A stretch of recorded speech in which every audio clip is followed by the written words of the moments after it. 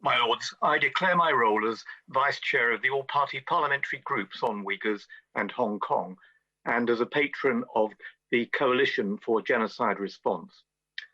The noble Lord Hunt of King's Heath has fearlessly shone a light on a practice which, even for the Chinese Communist Party, responsible for the deaths of tens of millions of its own people, plumbs new depths of depravity. His admirable bill deserves our wholehearted support, and I fully endorse and agree with all the preceding speeches in the debate today.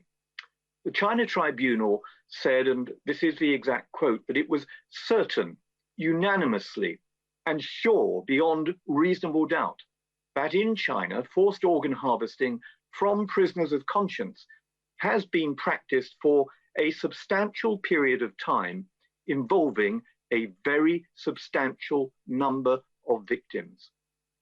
Dr. Enver Tohti, a Uyghur doctor, described to me how he had been required to remove organs and ordered, and I quote him exactly, to cut deep and work fast on a victim who was still alive. The theft of organs has been described as an almost perfect crime because no one survives. But the crime doesn't end there. There's a further twist to this infamy. Anonymous, plastinated corpses taken from Chinese prisons have been paraded in a carnival of horrors at money-making exhibitions, a final sneering insult to these victims.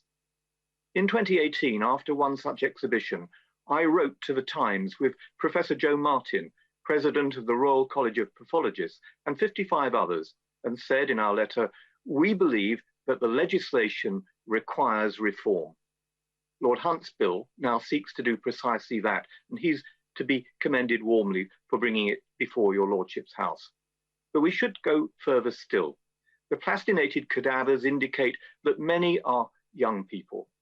The Minister should establish whether it's possible to extract DNA from these corpses to discover something of their origins and their ethnic identity. The law did not require the coroner to determine how the corpses exhibited in Birmingham had died. My Lords, it should.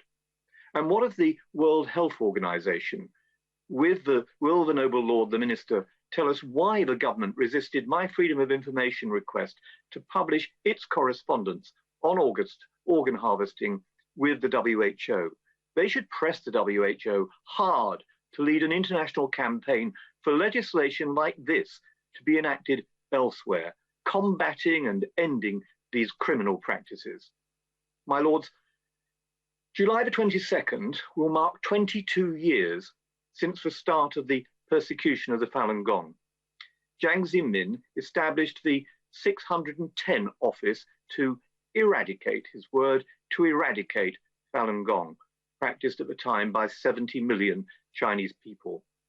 He recorded undercover phone calls during investigations that Chinese doctors had said that Jiang Zemin gave direct instructions to harvest organs from Falun Gong.